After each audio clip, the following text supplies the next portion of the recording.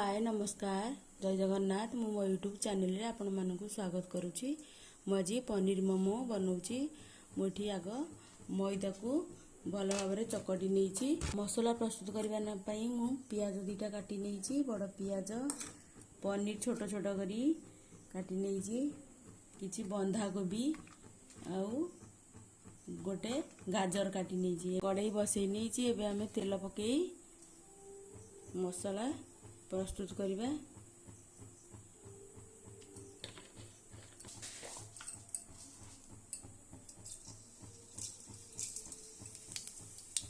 तेल पकई फुटण पकई देइछि। फुटण मोर फुटी आसिले आमे एथरे पियाज को भाजी नेबा।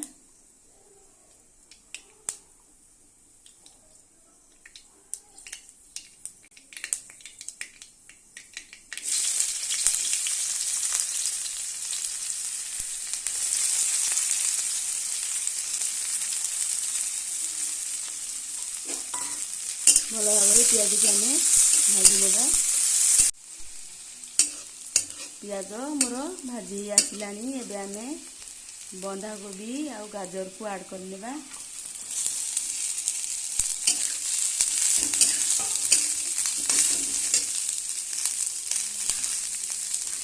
स्वाद अनुसार लुण दे दबा।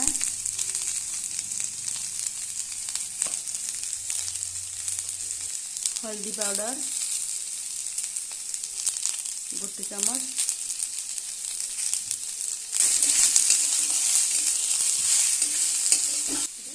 लंका पाउडर अल्प नौची मु चटनी रे राग पड़ी से अल्प लंका पाउडर ऐड करछि।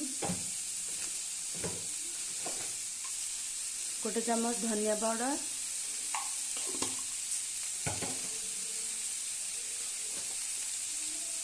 गोटे चम्मच जीरा पाउडर मुझे ऐड कर नौची। एबे आमे याकु सब मिक्स करी भल भाव में कषि नेबा। अल्प टिके पानी देकी सिझिबा पई छाड़ी देउची।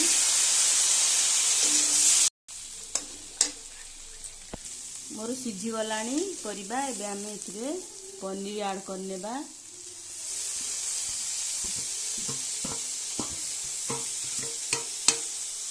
पनीर की अल्प टिके आउ कषि नेबा करबा सहित। मोमो गुड़ा सबू एडिकी छोट छोट कर नहीं एबे आमे याकू बेलिबा।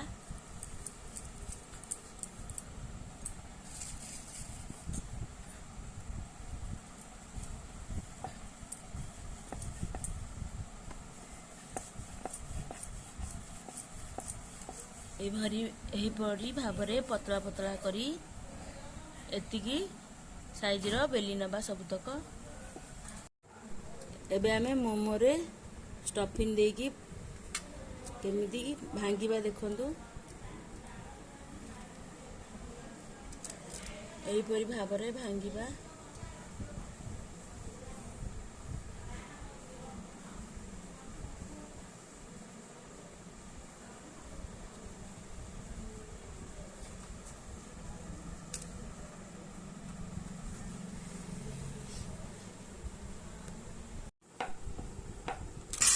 सबुतक मोमो मोर प्रस्तुत हो गलानी। एबे आमे आकु सिझेई नेबा।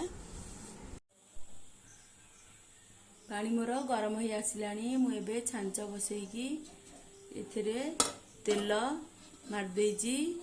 आ ऊपर में मोमो तक सबू रखिकी घोड़नी देकी सिझेई नेबा। एबे हम ढाकुणी घोड़े देली याकू आमे 10 रु 15 मिनिट सिझिबा पई छाड़ी देबा। एबे मोर मोमो प्रस्तुत हो गला। वीडियोटी भल लागिले लाइक सब्सक्राइब शेयर करने को भूलिबे नहीं। रहिलिन नमस्कार।